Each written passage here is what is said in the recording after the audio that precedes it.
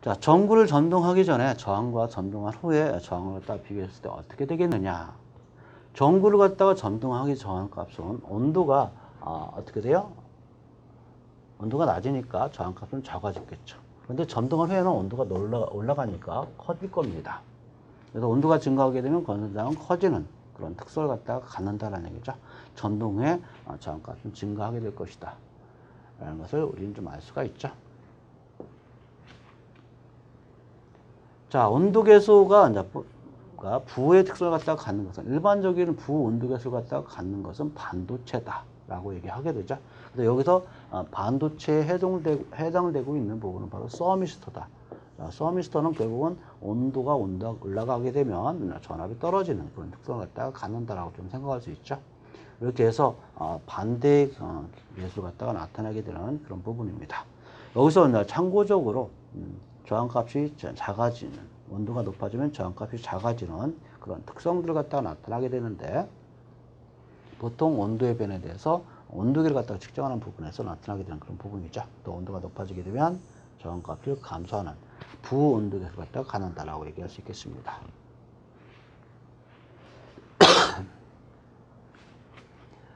자, 일반적으로 온도가 높아지게 되면 전도율이 커져 온도계수가 마이너스 값을 갖다가 갖는 것이 아닌 것은, 반도체가 아닌 것은, 이런 얘기를 좀 하게 되겠죠.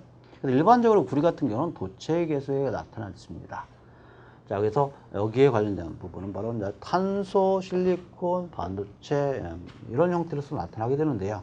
온도가 높아지게 되면 저항값이 작아지는 그런 부분을 갖다 얘기하게 되는데, 가장 대표적인 도체 같은 경우는, 즉 가장 대표적인 도체는 바로 구리에 해당되고 있겠죠. 이런 구리 같은 경우는 결국은 온도계수가 온도가 높아지게 되면 저항값이 커지는 정의 온도계수를 갖다가 갖는다라고 생각할 수 있습니다.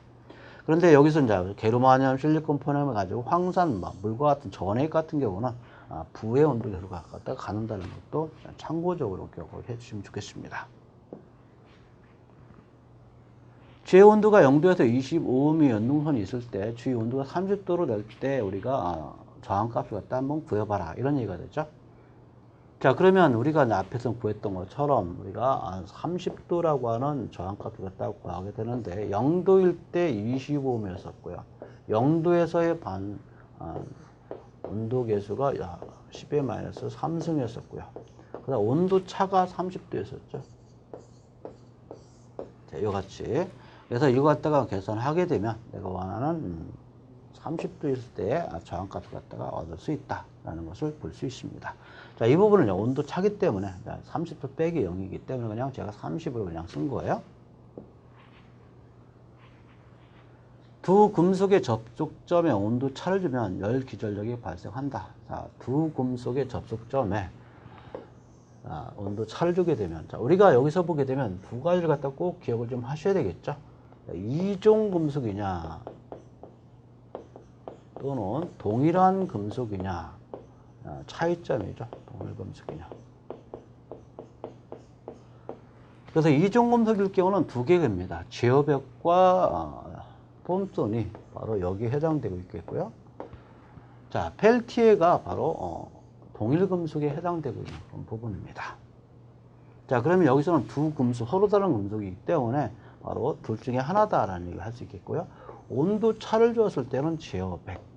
톰슨을 우리가 하면 이것은 열 전류를 흘려주는 거죠. 전류를 흘려줄 때는 톰슨. 이와 같이 나타나게 됩니다. 자, 펠티에는 동일 금속에서 온도 차를 갖다가 주었을 때죠. 온도 차를 갖다가 주었을 때 바로 펠티화가 된다라는 얘기를 좀 하게 되겠고요.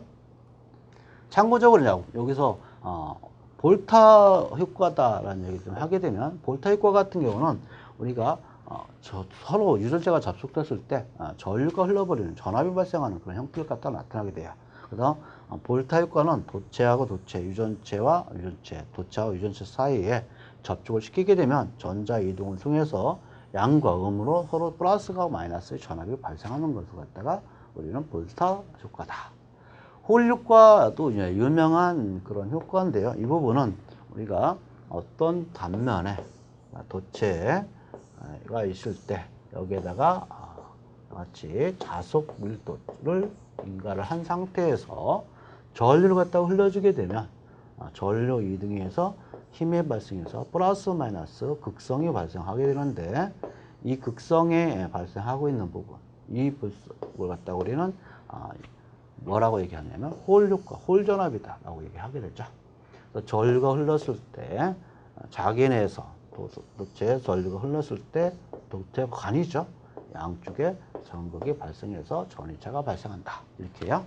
자, 이렇게 함으로써 우리는 홀 효과를 갖다가 설명할 수가 있겠습니다. 자, 서로 다른 금속의 폐유를 만들고 두 접점의 상이한 온도를 갖다가 유지시켜 온도 차를 줬다는 얘기죠. 자, 그렇게 되면 서로 다른 금속 온도 차 이렇게 얘기 좀 하게 돼요. 자, 그러면 우리는 뭐 어떤 현상이 일어나거든요? 열전 현상이 일어나죠. 그래서 열 전류가 발생하여서 열 흡수 또는 열을 갖다가 발생시키는 그런 형태로서 나타나게 됩니다. 서로 다른 금속, 그 다음에 온도를 서로 상이한 온도를 유지시켰다. 그러면 이것은 제어백 효과를 갖다가 얘기하게 되는 그런 부분이죠. 다음 보기에 설명하는 열전 효과는 바로 뭐냐? 자, 자기장 속에 도체 자기장의 직각 방향으로 전류가 흐를 때 자기장과 전류 직각에 전기장이 나타나게 되는 형태를 우리는 아까 얘기했었죠. 어떤 도체관에 자기를 갖다가 인간 상태에서 전류를 갖다가 흘려주게 되면 서로 수직인 관계를 통해서 양쪽에 전이 차가 발생하는 효과를 갖다가 우리는 홀 효과다. 이와 같이 얘기했었습니다. 기체 중으로 흐르는 전류가 흡입력에 의해 중심으로 향해서 수축하려는 성질을 갖다 갖는다. 자, 기체 중에 전류가 흐르게 되면 상당히 부드러운 유연한 도체가 있는데 여기에 전류가 흐르게 되면 이쪽은 들어가는 방향이 되고 현재 자개죠. 이쪽은 나오는 방향이 됩니다. 자, 나오는 방향과 전류의 방향을 갖다가 좀 생각을 좀 하게 된다면 이 시기에 말씀되고 있는 것 플레밍의 왼손 법칙에 의해서 IBL이라고 하는 자, 이와 같은 관련된 식을 갖다가 나타나게 되겠죠. 자, 그렇게 되면 I에서 I가 이렇게 흐르게 되고 여기는 나오는 그런 방향이 되기 때문에 이 식을 갖다가 적용해서 힘을 갖다가 구하게 되는 그런 형태가 됩니다. 전류하고 자기에 관련된 식을 통해서 나타나게 된다라고 좀 생각할 수 있죠. 자, 이렇게 된다면 서로 이 식을 갖다가 적용해서 나타낼 수가 있는 거고요. 그랬을 때는 얘는 어떻게 돼요? 이런 부분들이 뭘로 바뀌게 되면 같이 원으로 바뀌게 되는 그런 형태가 하나가 주어지게 되고요. 여기서는 기체 중에 흡입력에 관련된 부분을 갖다 얘기하게 됩니다. 자, 어떻게 이제 얘기하게 되냐면 액체 도체가 있다. 액체 도체가 있는데 만약에 마치 전류를 여기서 전류가 갖다 흘려준다라고 가정한다면 전류가 흘려줬을 때 자, 이 부분은 힘의 발생에 의해서 흡입력이 발생하니까 힘은 안쪽으로 발생할 것이다. 따라서 이 면적이 좁아질 것이다. 자, 그러면 결국은 어떻게 돼요? 이런 얘기죠. 전류가 증가하게 되면 결국은 힘에 의해서 결국 뭐가 발생해? 면적은 줄어들 것이고 면적이 줄어든다면 저항값은 커질 것이고 저항값이 커진다면 전류는 감소할 것이고 전류가 감소하면 면적은 커질 것이고 이렇게 해서 계속 나타나게 되는 이런 형태가 됩니다. 이런 효과를 갖다가 우리가 핀치 효과다라고 얘기하게 되죠.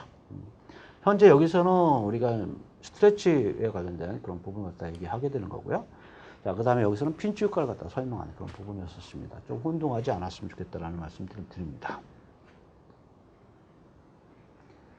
다음 설명하고 있는 정기적인 법칙은 전류가 흐르고 있는 도체 주위에 자기가 발생하게 되고 자기의 방향으로 오른나사의 회전 방향으로 전류가 흐를 때 그 나사의 진행 방향이 된다. 자, 전류의 방향은 그 나사의 진행 방향이 된다. 자기의 방향과 전류의 방향을 갖다 결정하고 있는 법칙. 플레밍의 오른나사 법칙. 이렇게 되겠죠. 자, 그래서 플레밍의 오른나사가 아니라 죄송합니다. 암페어의 오른나사 법칙. 이와 같이 얘기할 수 있습니다. 그래서 암페어의 법칙에서는 암페어 주해적분 법칙, 암페어 오른나사 법칙 이와 같이 두 가지를 갖다 얘기하게 되는데요. 일반적인 부분은 이제 암페어 오른나사 법칙이다라고도 얘기하게 되죠. 자, 그 다음에 암페어 주해적분 법칙 한번 써볼까요? 암페어 주해적분 법칙 H의 DL이라는 부분, 이 부분은 N은 I다. 이렇게 해서 암페 주해적분 법칙을 쓸 수 있고요. 암페 오르나사 법칙은 자개와 전류의 관계, 방향을 갖다 나타내는 것이다. 렌즈의 법칙은 아까 얘기했었던 것처럼 뭐라고 있었어요? 자속이 변할 때 변화는 기절력이 발생하는 부분은 자속의 변화의 반대 방향이다. 그래서 마이너스 부분을 나타낼 때 이 부분이 바로 렌즈의 법칙이다. 페레드의 법칙은 크기를 나타내는 것이다. 쿨링의 법칙은 힘을 구하는 것이다. 키레이프 법칙은 다 알고 있는 사실이겠죠? 자, 다음 복에 대한 설명하고 있는 현상은 두 종류의 온도차. 자, 그럼 결국은 제어백이다라는 걸 우리는 바로 확인할 수 있죠? 그래서 앞에서 했었던 그 부분. 펠티의 부분은 우리가 어떻게 써요? 펠티의 부분은 두 가지가 있었죠. 톰슨하고 서로 관련된 부분이었으니까. 그래서 펠티하고 톰슨 혼동하지 말기 바란다라는 말씀을 드립니다. 자, 제어백은 온도차, 펠티에는 전류를 흘려준다. 이와 같이 얘기했었습니다. 다음 접지에 대한 내용이다. 빈칸에 들어갈 내용으로 적절한 것은 지구의 무어가 크므로 많은 전하가 축적되어도 지구의 전위는 일정하기 때문에 모든 전기장치를 접지시키고 대지를 이용해서 실용상 동전위를 같은 등전위를 분다. 이렇게 얘기하게 되는데요. 왜 지구에다가 접지시킬까요? 그 이유는 바로 용량이 크기 때문에 이와 같이 얘기할 수 있죠. 용량이 크기 때문에 C값이 크기 때문이다. C값이 너무 크기 때문에 결국은 어떤 많은 전압을 갖다가 인가를 하더라도 이건 전하량은 거의 변화가 없다. 이렇게 생각할 수가 있습니다. 자, 다음 빈칸 가나에 들어갈 용어로서 옳은 것은 그런 얘기 좀 했는데요. 자, 여기서 두 장의 초전도체 막 사이에 얇은 절연물을 끼워 넣고 절연물을 갖다 통과해 전류가 흐르는 현상. 자, 이런 형상을 갖다가 우리는 뭐라고 얘기하게 되냐? 조셉슨 효과다라고 얘기하게 됩니다. 결정적인 편광이나 전도 자개에 가했을 때 회전하는 현상, 편광에 관련된 전개 자개에 가해지게 되면 회전하는 현상을 갖다가 우리는 커 효과다라고 얘기하게 되는데요. 또 유도체의 결정에 전기를 가했을 때 빛의 글전율이 전개의 세 개의 제곱에 관련된 부분이 있습니다. 그래서 제가 한번 이 부분을 갖다 한번 정리해 봤죠. 자, 조셉슨이라고 하는 부분은 두 장의 전도 사이에 끼워가지고 절연물을 통과하게 되면 전류가 흐르는 현상을 갖다가 우리는 조셉슨 효과라고 하게 되고요. 커 효과는 앞에서 설명했던 내용처럼 전개율과 자극을 갖다가 가지게 되면 편광형 면에서 전개 또는 자극을 갖다가 하게 되면 회전하는 현상을 갖다가 우리는 커 효과라고 한다. 라는 그 말씀을 드리면서 전기자개학 제2절 정전과 전력에 대한 문제 풀이를 마치도록 하겠습니다.